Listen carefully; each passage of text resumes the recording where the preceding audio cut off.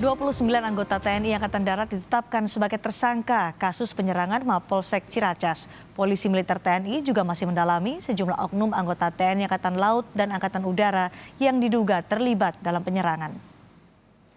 Dari pemeriksaan keterangan saksi hingga barang bukti berupa foto dan rekaman CCTV, ada 8 oknum prajurit di luar TNI Angkatan Darat yang berada di sekitar lokasi kejadian.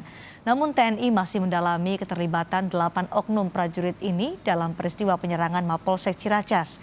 Sementara 29 prajurit TNI Angkatan Darat yang telah ditetapkan sebagai tersangka saat ini sudah ditahan.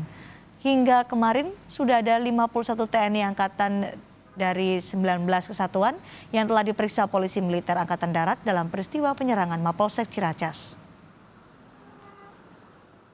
Para terduga yang saat ini sudah berjumlah kurang lebih 29 orang yang sudah ditingkatkan statusnya menjadi tersangka, dan saksi-saksi kurang lebih ada 51 seperti disampaikan oleh Danpuspom Angkatan Darat.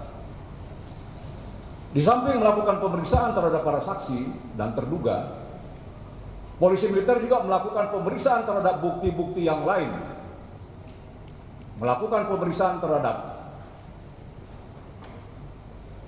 alat-alat bukti berupa rekaman CCTV. Dengan bantuan tenaga ahli, jelas dalam CCTV itu terlihat siapa saja yang berada di TKP. 8 orang ini berada di sekitar TKP. Kemudian keterlibatannya bagaimana, kita tunggulah hasil pemeriksaan. Kemudian yang kedua, komposisinya bagaimana, berapa dari darat dan berapa dari laut. Kemarin data yang masuk ada satu orang dari oknum prajurit Angkatan Udara, dan ada 7 orang dari oknum prajurit TNI AR. Terima kasih. Nah, ini sedang kita berproses. Kita nanti akan bekerja sama dengan POM Angkatan Laut dan POM Angkatan Udara untuk mencoba memeriksa yang bersangkutan di TKP dia malam itu apa yang dia kerjakan. Jadi kita masih menunggu hasil pemeriksaan lanjutan. TNI juga memberlakukan sistem untuk memaksa para pelaku perusakan mengganti rugi secara material kerusakan sejumlah fasilitas umum dan milik pribadi warga akibat penyerangan Mapolsek Ciracas. Namun saat ini TNI sudah mengalokasikan dana talangan sementara untuk mengganti kerugian seluruh korban penyerangan Mapolsek Ciracas. Dana ini dikeluarkan karena ganti rugi materi atas kerusakan yang dialami masyarakat sipil bersifat mendesak.